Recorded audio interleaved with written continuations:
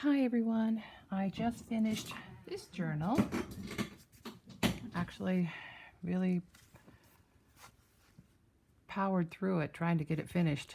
I have hardly any journals left at my farmer's market, so I'm making a bunch of new ones this week. So this was such a pretty little book. I got this at a used bookstore, and it is called Princess, and it's by Alfred Tennyson. And I believe it's either late 1800s or early 1900s. I actually don't remember what the date was, and I've taken the pages out because they weren't very interesting. So anyway, so this one actually doesn't even need a closure. Generally I stuff them so full that they're gaping open, but this one had a nice wide spine. Isn't that beautiful? And so I just used that spine. It's about 4 inches by 6.5. And I did make this little tassel myself. Just like a little cone and a bead and some little lengths of chain. And so on the inside is fabric. And I got this fabric at a rummage sale. I found a box of quilting stuff there for like $3, and in it was this and this and this. Aren't these beautiful? I mean, some of the scraps are pretty small. Look at that one, isn't that pretty? But I certainly can use them in journals. And then also in that box was this piece of a quilt top. So I've used pieces of it and that fabric there, that yellow fabric, and some of the others in here. This was pretty wrinkly and puckery, and it's all hand stitched. So anyway, I thought that was really cool.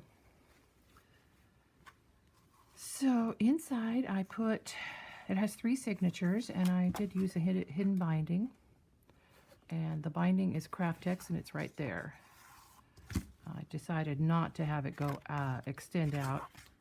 I like it just to fit right in there, which really makes it nice, a nice shape to the book too. So I put a little notepad right here that I made. It just has some paper inside, little collage cover. This one, I'm calling it the Princess Journal, since that's the name of the book. And I did try to keep the colors a little bit brighter and not so much dark brown and tea staining and everything. So anyway, there's some of that fabric. And this is from a book I have called, I think, A Posy. Anyway, it's not really old, but it's got beautiful reproductions in it and a really nice paper too. This is an old book page from a book, which I do save those and reuse them. I like the way they look. And so I made a little pocket here with some wallpaper and a picture from an old book. And this is just a little tag I made this morning.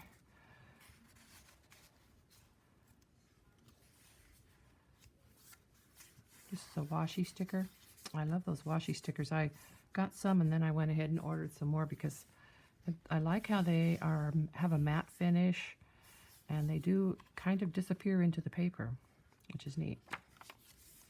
That's also a washi sticker. This is from one of my field guide books. This is some handmade paper. So here's a top pocket. I don't know what they're called, but I like to put them in once in a while just to balance out the book so all the pockets aren't down here. That's from that quilt top, and then the tag stays in there, it doesn't fall out. Just like that, see? And I did leave a lot of the fabrics, trims and stuff sticking out because I really like that look. See how that looks?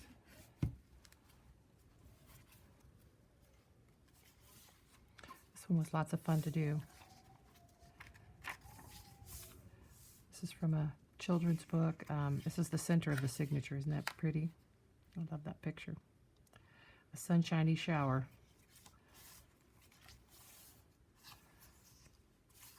This paper was a little bit fragile, so I did reinforce it where it was bound with some fabric. And this is a glued on picture, and then on the inside here, just some little art prints, which I have a bunch of these.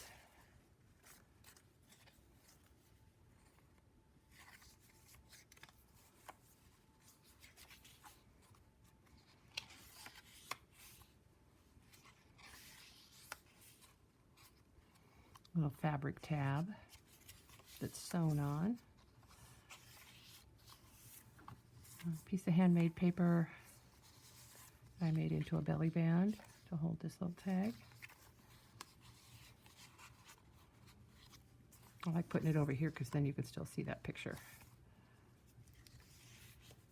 Isn't that pretty? So that's the first signature. Second signature, I started it out with some vellum. And this is just some old book pages that I stitched on to make extra writing.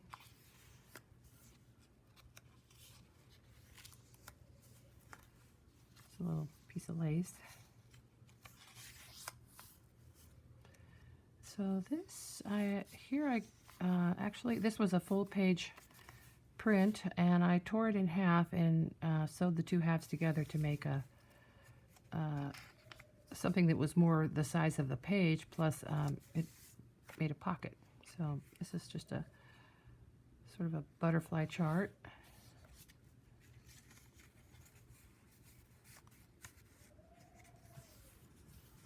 Another place where I used fabric to reinforce the middle of the page. Some of these pages are pretty old. This is a raggedy I made a few months ago.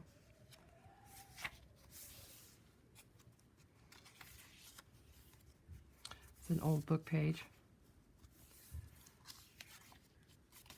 So on this side, I wanted to put a flower, a pressed flower. So I have these pressed, I think it's Queen Anne's lace. I don't know for sure. Maybe it's wild carrots.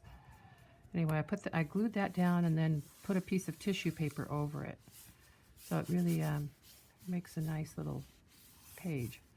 And then I had this print of a Queen Anne's lace on the other side that I cut out and thought they went well together. This is an Edith Holden page. I used one page, and I have two Edith Holden books. One of them is bound, with sewn signatures. The other one has glued in pages. So this is from the book that has the glued in pages. So I just added some extra paper there, and it's all glued to this envelope, which is on the other side. So it has this tag. I love this napkin. It's the design is called Toile. I think that's how it's pronounced.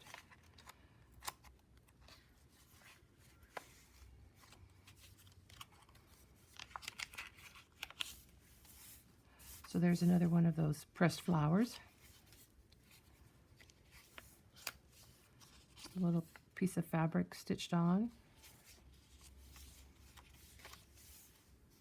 Another page from an old book, and it has, I made a belly band on the other side with some of those Tim Holtz photo booth pictures. So they made a nice little belly band. Just put this print in. I don't know if you can hear the wind outside. It is stormy here, and the wind is whistling. So I thought this tag really went well with this paper, so I put it in this pocket, even though it's kind of doesn't really fit all that well. I have to leave it sticking out just a little bit.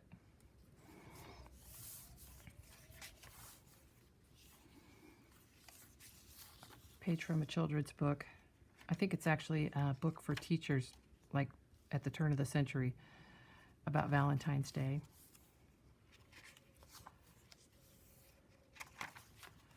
So here's the last signature. I used some really beautiful washi paper for this cover. Page from the Posy book. A die cut. Some stitching. Children's book page.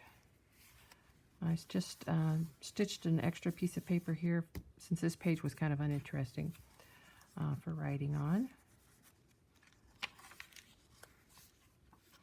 This is a page from my Flow book for paper lovers.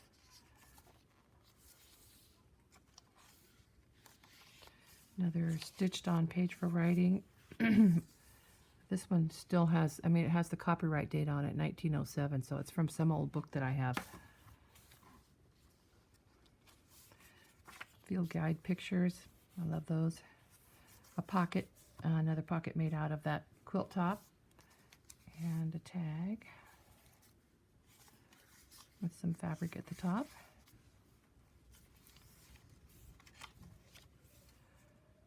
So this page here is kind of complicated. So this is the center of the signature, and it was one of those Edith Holden pages that were just, you know, smaller from the page from the book that has the glued-in pages. So I stitched a page from another book here, then folded it over to the where the center is, and then brought it around to the other side. So this is the same page. It goes all the way around and then comes out here. And so with that part, I made a pocket. And there's the center. I thought this picture really went well with this one. And here's the rest of the page. And it made a nice pocket right in there.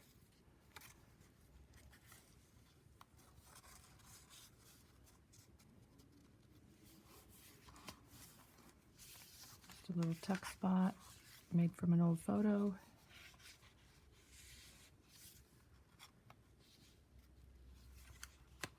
These are some mulberry leaves cut out of, no, they're leaves cut out of mulberry paper.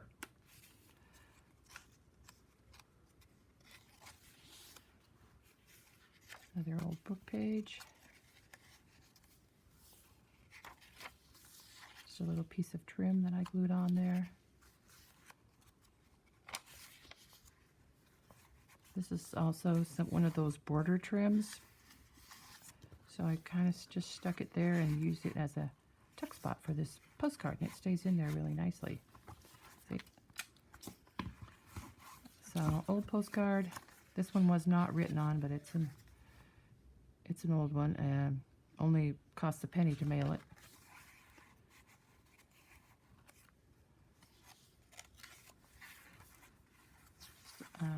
Here's a little piece of ruffled fabric from the quilt top.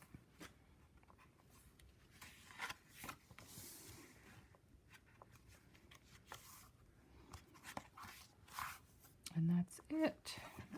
So this doesn't actually have a closure, and I don't really think it needs one. I might include with it a piece of elastic, maybe something with, you know, some decoration on it. And maybe I'll just tuck it back here, maybe wrap it around this last page. So it would be an option whether if you wanted to use a piece of elastic or not. But it could just lay like this. Okay, thanks for watching.